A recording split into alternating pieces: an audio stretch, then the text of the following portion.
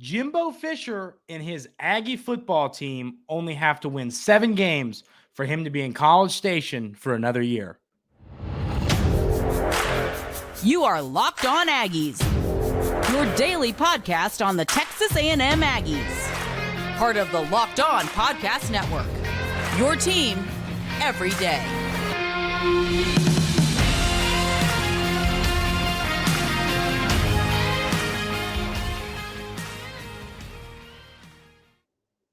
Welcome on in the Locked On Aggies. I'm your host, Andrew Stefaniak.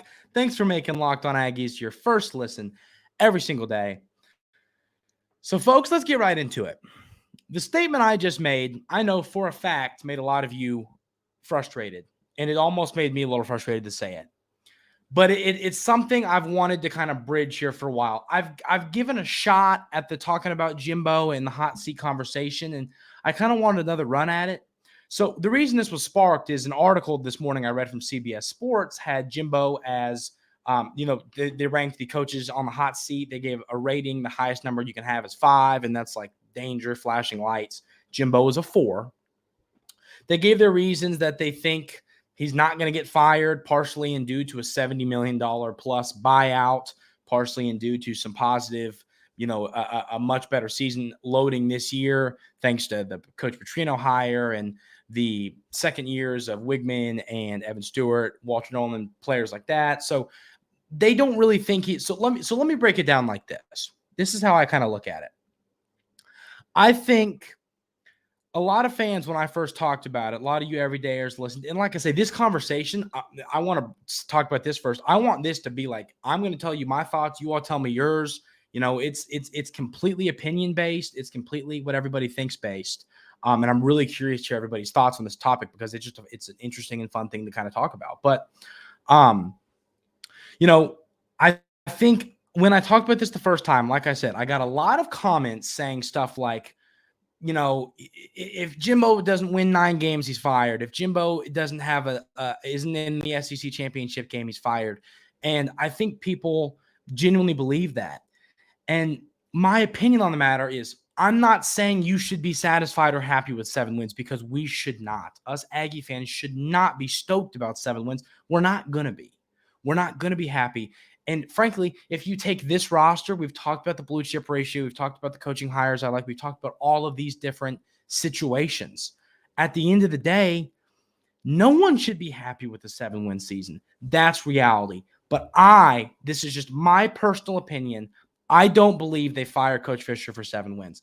On this article by CBS Sports, their number was at 8 wins. It was kind of like, would they fire Coach Fisher at 8 wins? 8 wins, I think, is safe. He wins 8 games, they are not firing him. 7 games is where I kind of have the mark that he'd be okay. I think anything less than that, I really do think there's a legitimate chance Coach Fisher could be gone. If you get a repeat of last year with this talent, I think that is it. I think they'll pay that buyout and say, thank you for your time. We will see you later.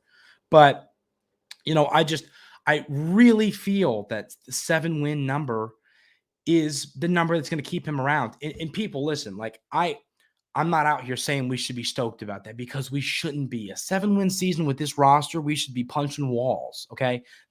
So I don't want you all to think that I'm sitting here saying 7 wins is going to be awesome and keep Coach Fisher around. That's not what I am saying.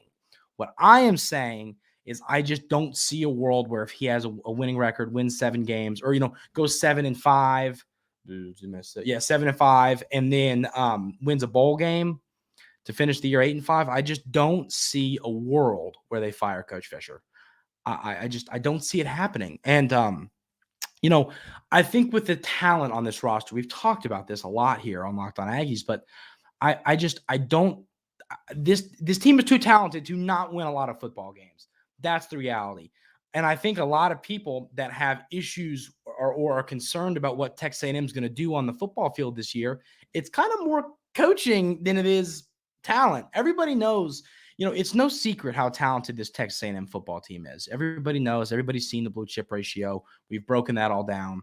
I genuinely feel that people, people really think that it's going to take a 9-win season to keep Coach Fisher around, a 10-win season. Folks, I don't see it playing out that way. And like I say, I love that the reason I love being able to, and those of you that listen on other platforms, Spotify, wherever you get your podcasts, if you're listening to this and want to get in on the conversation, go to the YouTube comments. I'm sure we'll have a lot of back and forth on this. But like I said, folks, this is just an opinion. I really want to hear your all's thoughts, but I just don't see a world where they're going to pay the $70 million buyout for a 7-5 season and then a potential bowl game win. It's just, I don't think they're going to do it. And then the other conversation to have here is kind of more looking forward. Okay. I talked about this after the SEC schedule release for the 2024 season. A lot of people, the schedule, Texas A&M got handed one of the better schedules for the 2024 season. And I feel very confident. Some different publications have said that. I've said that. I feel pretty good about the schedule. I feel pretty good about the talent on this roster and how the talent is going to develop into, and I think that development could snap this year to where you win 9-10 games. But I also think another year, a Wigman quarterback in the Aggies, Evan Stewart's around town.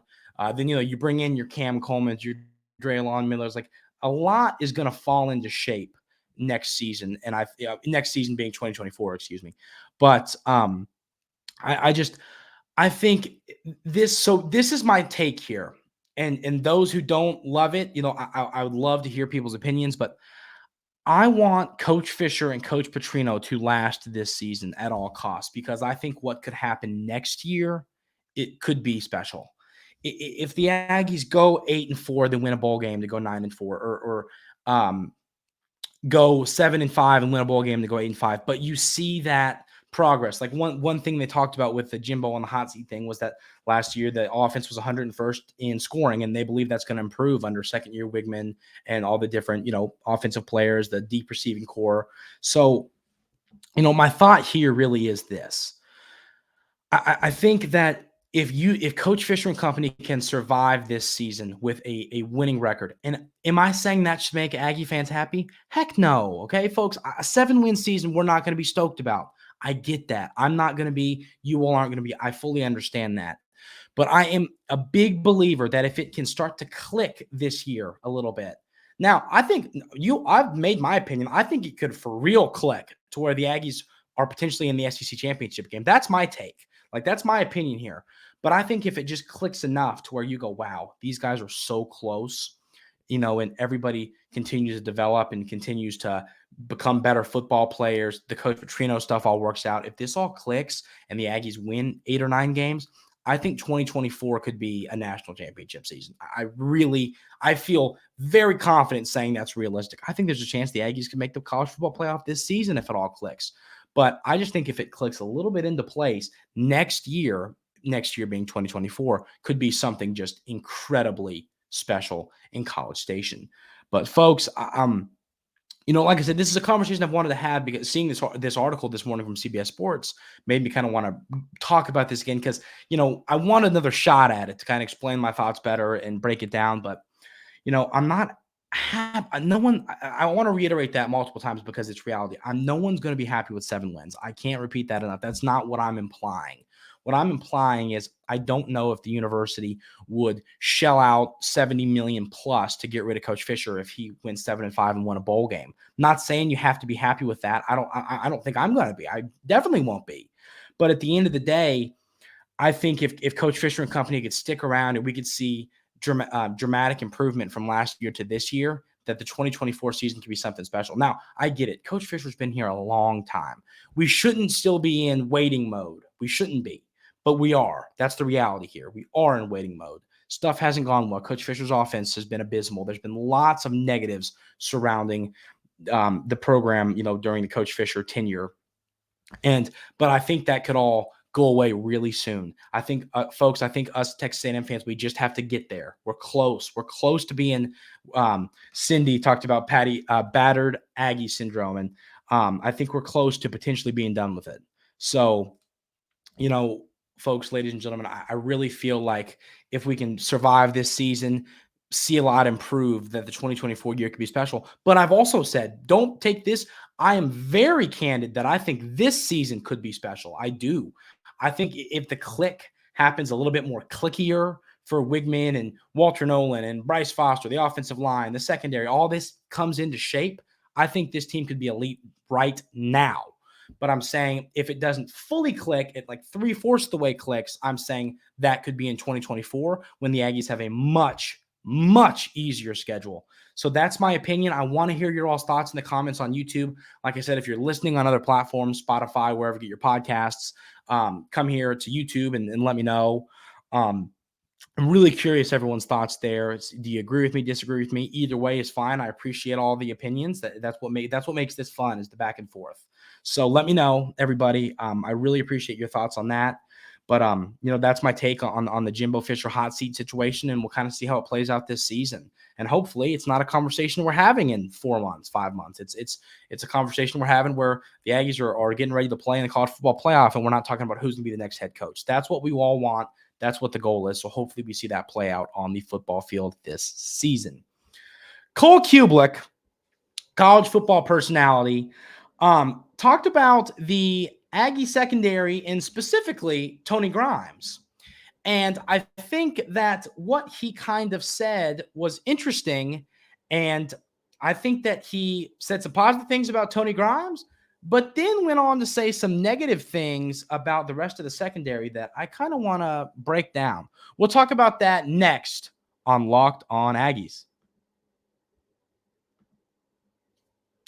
But first, I want to talk about our amazing friends over at FanDuel. Take your first swing at betting MLB on FanDuel and get 10 times your first bet amount in bonus bets up to $200. That's right. Just bet $20 and you'll land $200 in bonus bets. Win or lose, that's $200. You can spend betting everything from money line to over-unders to who you think is going to hit the first home run.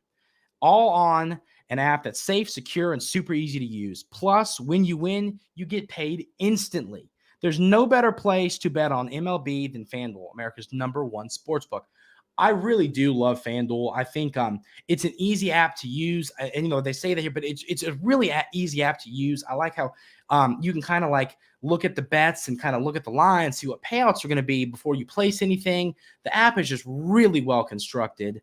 And all in all, I think it's a great all-around app that is fun to use. I love using FanDuel. It makes college football, whatever you want to bet on MLB, it makes it more enjoyable when you can, there's a little bit of money on the line, a little bit of fun with your buddies, stuff like that. So I love FanDuel. Go check them out, folks. I'm telling you, it's the best place to go and bet on all of your sports betting needs. So sign up today and visit FanDuel.com/lockedon to get up to $200 in bonus bets. That's FanDuel.com/lockedon. FanDuel, official partner of Major League Baseball. So Cole Cubelic had a quote, and it was an interesting one, kind of talking about, and so I'll break it down really. On his show, he has a podcast. It's called The Cube Show. And he was talking about SEC transfers. So he talked about Tony Grimes. That was his first knee-jerk quick reaction was talk about Tony Grimes. He was talking about he's high on Tony Grimes. He's a guy who has experience, veteran experience, who's going to come in and make this football team better immediately. But there was a part to the quote that kind of stood out to me. He was kind of like, he basically said, aside from one safety, he doesn't feel very confident in the secondary. And I looked at that and I went, what? Because you got to look at it like this. The secondary, you got Damani Richardson. I mean, let's run through these names. Tony Grimes, Damani Richardson, Josh DeBerry, Sam McCall, Tariq Chappelle, Jordan Gilbert, and then, of course, Bryce Anderson. I mean, there's more guys. This list could go deeper. You've got some talented freshmen. You've got some guys that got snaps last season. I could go on with this list forever. So I just think I don't agree with Cole Cubelic on that take, just because I think the secondary, aside from maybe, and this is another conversation as to how good this Aggie football team can be, is like I was getting ready to say, I think the secondary is one of the deeper rooms on the team, but then you go like, well, defensive line's way deeper. I think the receiver room is deeper, which is just a testament to how good this football team can be. But folks, I really do. I think so. Tariq Chappelle and Tony Grimes, I think, are going to be your guys out there. I think you're going to have Bryce Anderson at nickel, and then safety. I think you're going to have Damani Richardson and Jordan Gilbert. So, it sounded like Cole Cubelic was high on Damani Richardson, but my point is, I think that this room is deeper than he made it out to sound is kind of my argument here. Because like all of these guys, first of all, like I agree with him on the take that Tony Grimes is kind of the most impact transfer, especially in the secondary. But Josh DeBerry and Sam McCall are guys who I believe are going to get snaps, and I think are going to do a lot with those snaps. Talented players that have won, played at the Power 5 level, highly recruited guys, especially McCall and Grimes, but McCall was a highly ranked 4-star. Grimes was a 5-star. So, I just think the depth there on top of what the Aggies already had on the roster before hitting the transfer portal. I don't agree with Cole Cubelic on that take, just because, like I said, I think the room is deeper than he makes it out to be. Now, I agree with him on his thoughts on Tony Grimes, because I think Tony Grimes, could turn out to be, we talked about this while I was on vacation on one of the shows I put up, was like, I think Tony Grimes could be an all SEC performer. And that's genuine. I think that we've talked about, he's got the traits, he's got everything there. He's got, we know he was a former 5-star. We've seen some flashes during his time at North Carolina, but I think he could come kind of rejuvenate his career and really boost his NFL draft stock during his time at Texas A&M. And that's, of course, what's going to be on the forefront of his mind is, how can I turn myself into an NFL player this season? So I agree with his take on Grimes, but you could have talked about DeBerry and McCall in that same conversation he was having. I wouldn't have fought him on it, because I think all three of those guys are talented. Obviously, played at the Power 5 level. They've all played a lot of snaps. McCall, of course, not as much as these other guys, but McCall still did play in 8 games last year at Florida State. So it's like, this room's deep, plus the talent you already have in Richardson, Gilbert, Anderson, some of these true freshmen, some of the guys that got snaps last season. It's a deep room from top to bottom. And I think that's what kind of stood out to me is, this is not a room like we've talked about linebackers, a room like I feel pretty good about the top end of it, but then, you get a little worried about depth there. I know they brought in Jorante Davis, the transfer, but it's a room that I'm a little more concerned about depth there than I am this room. So it's like, if you're going to be concerned about the depth of a roster, of a position group for the Aggies, I do not think it's cornerback. So that was a little interesting that Cole Cubelic kind of went that way. But like I said, it wasn't a negative take is the way I looked at it. I think it was, I disagree with kind of where he was going, but I don't think it was a negative take. I think he was kind of talking up the secondary. He talking about Grimes, and obviously gave a shout out to Damani Richardson. I don't think he name dropped him, but I think that's who he was alluding to in the one safety I feel good about. But it's a room I'm not concerned about. I think the secondary room is going to be impressive and is going to lock down opposing quarterbacks this season in SEC play. So watch out for some of these transfer corners. I think they're going to come in and play significant roles and help this football team succeed and win a lot of games in 2023. And like we said, talked about just a minute ago, keep Coach Fisher here for a long time. So that's that on Cole Cubelic's opinion on the secondary. I agree and disagree with him. Good stuff from him. I love Cole Cubelic. He's one of my favorite college football personalities. His show, The Cube Show, is great. I love listening to that. So shout out to him. Go listen to that. Everybody knows Cole Cubelic, but everybody go give that a listen. It's a good show. So, but that's his take there. Glad we got to break that down, because I think it's an interesting talking point. Last thing we're going to bring up today, and this one's going to make some people mad.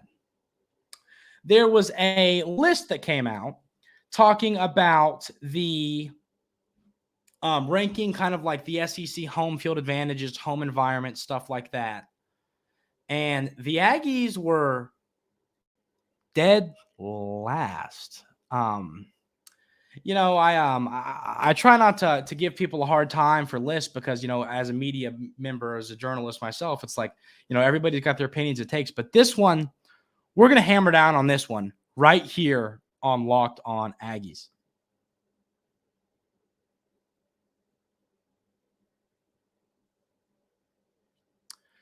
Yeah, folks, this one, now we're going to break it down. I'm going to put the guy's take out there. I'm not going to just hammer down this list. But so the take was this. The take was that the Aggies SEC home winning numbers, their winning percentage is 0.525. Their road winning percentage is 0.551.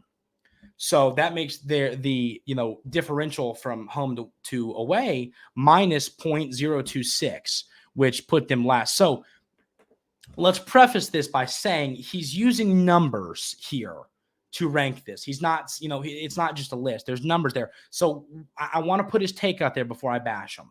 But I just don't, I don't frankly think that matters. And at the end of the day, part of being a fan base and stuff is, the fan base is there and loud and proud and supportive, and winning and stuff. It's a little bit out of the control of the fans. I mean, all Texas A&M does is put the 7th best average attendance in college football at 97,213 a game. So I mean, the fans are there. The fans are loud. We all know that. We talked a little bit about the Aggie fan base being bashed yesterday on yesterday's episode of Locked On Aggies, but I disagree with this heavily. I mean, you look at the attendance numbers. The Aggies, like I said, 97,213. They are behind only LSU, Tennessee, and Bama. LSU and Tennessee were both at 100,000, like right at, so meaning that they get about 3,000 more people per game than the Aggies. Not a big enough number to where I'm like, wow, And then Bama I think they were at like 98,000, so a little bit more attendance than the Aggies. But I just think the bashing, there's no more passionate and fan base than the Aggies. There's no more, brotherhood, lovingness, brother and sisterhood. I mean, it's the fan base is one of the best in the SEC. We talked about it yesterday, and there's some good fan bases. I mean, we talked about the negatives and the positives. And I know that they're talking about like leading, this guy in this article is talking about like the win differential and stuff. I get that. I understand that it might not look totally like, that the Aggies have a better winning percentage on neutral site games and on the road than they do at home, which is really weird. But I mean, a lot of that can be based on schedule and X, Y, and Z. There's different things that go into that.